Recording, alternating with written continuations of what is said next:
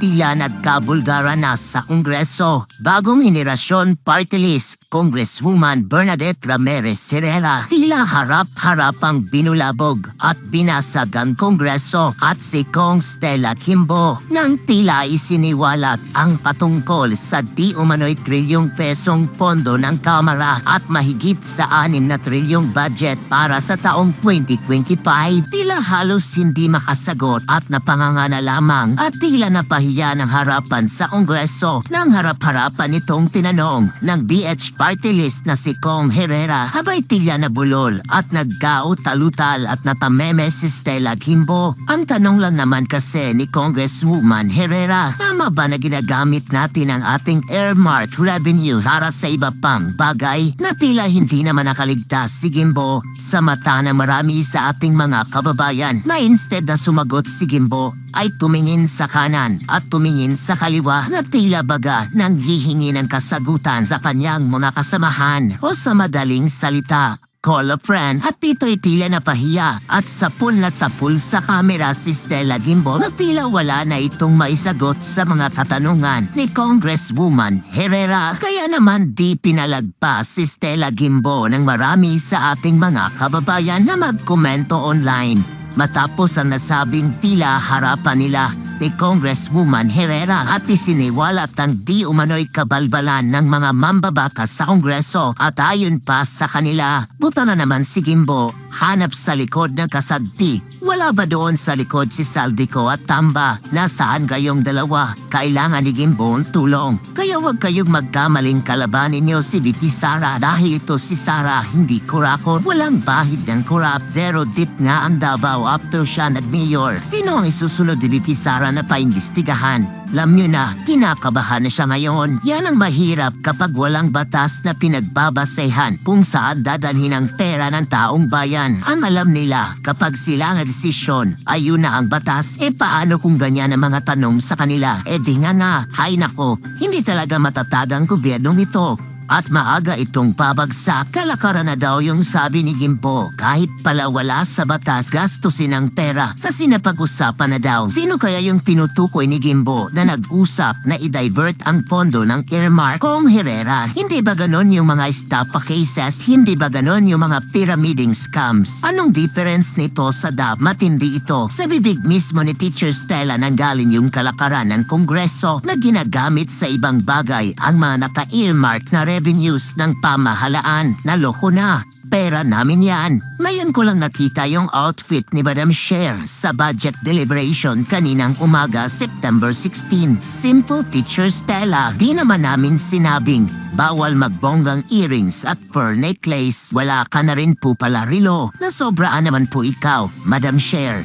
Hanko, tila nagkabulgara na lahat ng mga pwedeng pangumurakot di umano ng ilang mga mambabatas dahil sa harapang ibinulgar mismo ni BH Representative Bernadette Herrera at tila harapang isiniwalat mismo na tila damay raw di umano si Congressman Stella Kimbo sa di umano'y paggastos raw ng ilan sa mga kongresista sa di umano'y savings ng pamahalaan. At tila ito raw ang isa sa mga hinaharangan at tinututulan ng mga ilang mambabatas, ngunit tila nagbingi-bingihan ng mga nasa Committee on Operation at tila pumapayag silang galawin ang di umano'y nasabing savings ng Kamara di Representante. Ayun mismo kay BH Party List Congresswoman Bernadette Herrera, labag ito sa saligang batas, lalo't ang taong bayan raw ang dapat makinabang sa mga perang inilalaan para sa proyektong gagawin ng isang departamentong may magandang layunin para sa tao. Tila hindi raw ito nakalaarara lustayin lamang di umano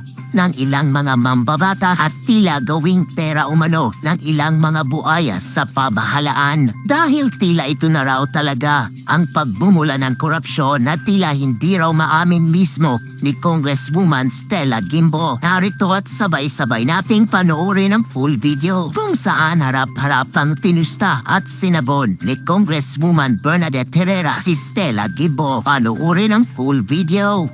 Bernadette BH Herrera is recognized for interpellation. Binasa ko.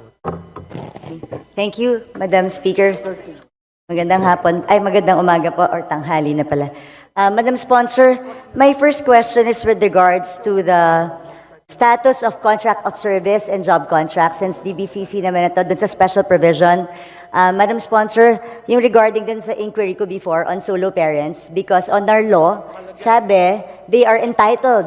Kahit job contract sila, job order or contract of service sila, they are entitled to the 7-day leave. So I think this is an opportunity. Pwede bang isama natin sa special provision para i-clarify sa lahat ng agencies that they are qualified for the parental leave of 7 days.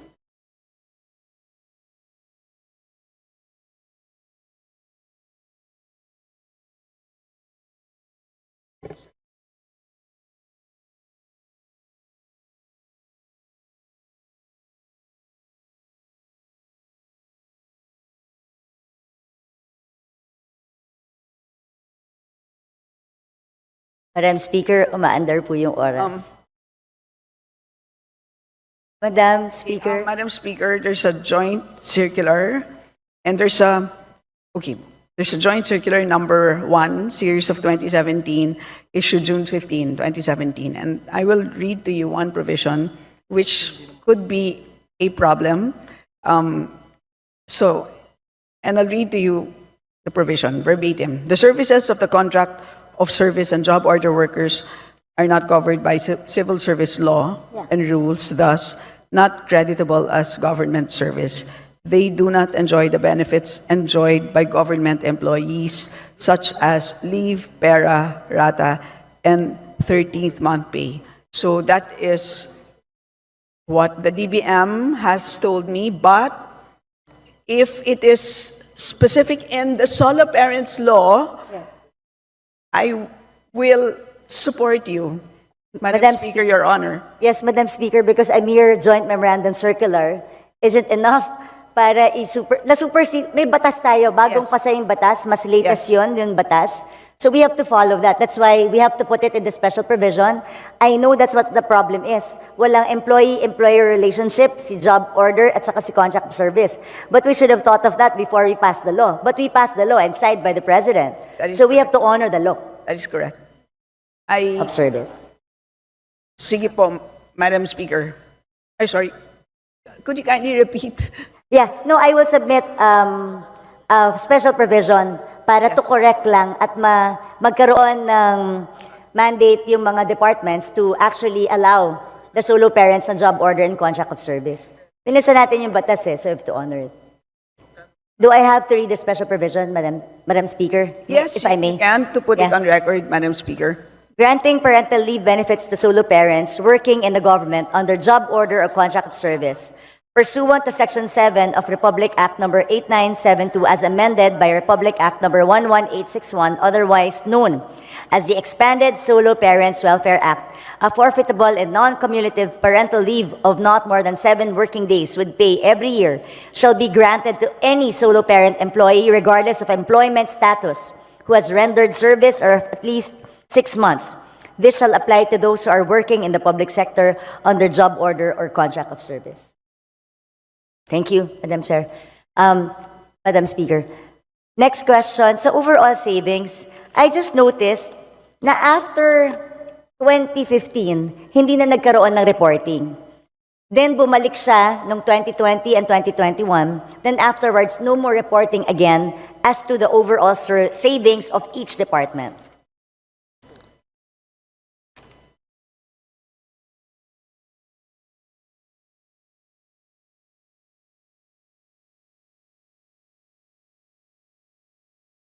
Madam Speaker, may we ask for a 1-minute suspension? Session suspended.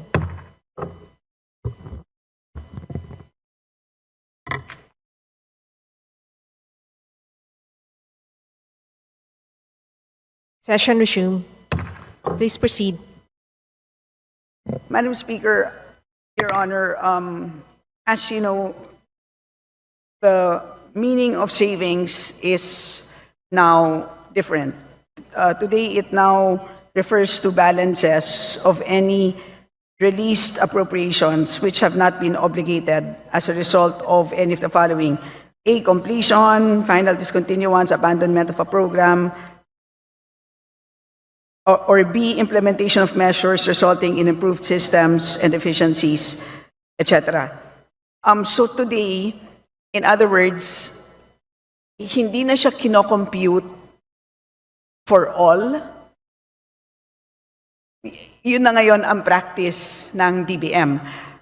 So if there is a number that you have in mind, for example, do you wish to know unutilized appropriations for the entire government? Is that what you wish to know? Madam Speaker, parang di naman po nagbabago yung definition ng overall savings. Yung savings naman talaga is, as you said, yun ang definition ng savings natin. At kaya nire-reflect yun kasi ito yung mga hindi nagagamit, like you said. And then nire-report kasi yun and it's being transferred to other agencies. Ang sa akin, I'm looking for a pretorial. They have to report it to us, just like before. For example, ang overall savings natin in 2020 is 3.5 billion. That's why it's also significant And then for all those savings, nakalagay dyan kung saan tinransfer sa bawat agency.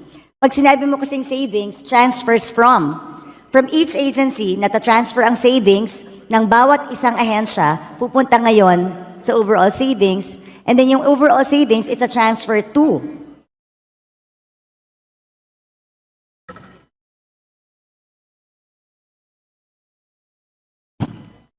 Madam Speaker, it can be provided, but they don't have the figures now.